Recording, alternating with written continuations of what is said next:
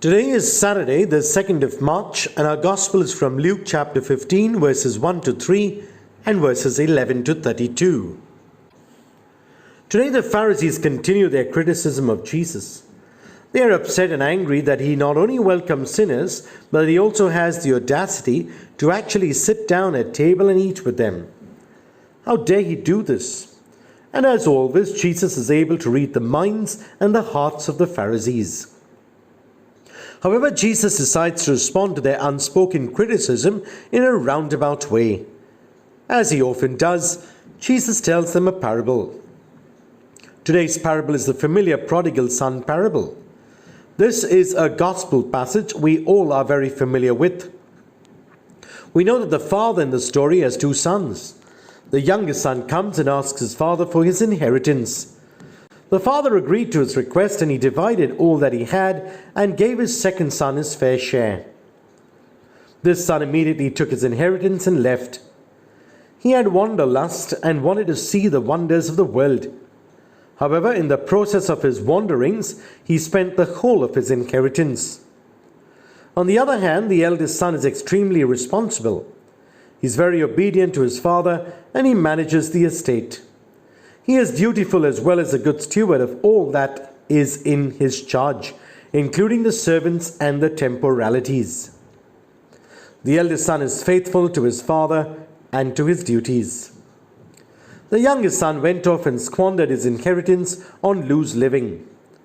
However, after the money ran out, he actually had to tend swine for a period of time, as he had no real skills. His life consisted of drudgery and hard and dirty work as he cared for another farmer's swine. Finally, the younger son came to his senses. He decided to return home. Note, it was his hunger and poverty that brought him to his senses. He had nothing to eat. He was so hungry that he thought about eating what the swine were eating. He knew that his father's servants were well fed, and if he worked for his father, at least he would have food to eat and a roof over his head. However, he also realized that he would have to ask his father for forgiveness.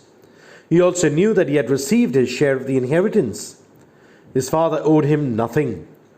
However, if he could work for his father, at least he would have food to eat and a place to live. So the youngest son begins his journey home. Imagine that you are the youngest son who's returning home. What thoughts are going through your mind? Are you planning what you will say to your father? How high is your anxiety level? What is your greatest fear? And yet, what do you have to lose? Your life is in shambles, and if needed, you will accept whatever is given to you, no matter how menial it might be. Your pride has to be left behind.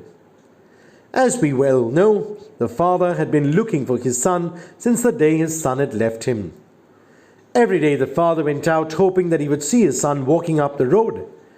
And up until this day, every day the father had returned home sad, yearning for his son to come home. Day after day the father waited. Finally the day arrives when the father sees someone coming down the road and realizes it was his youngest son. Luke writes, the father was filled with compassion and perhaps great joy and happiness. As soon as he saw his son, he ran to him and embraced him.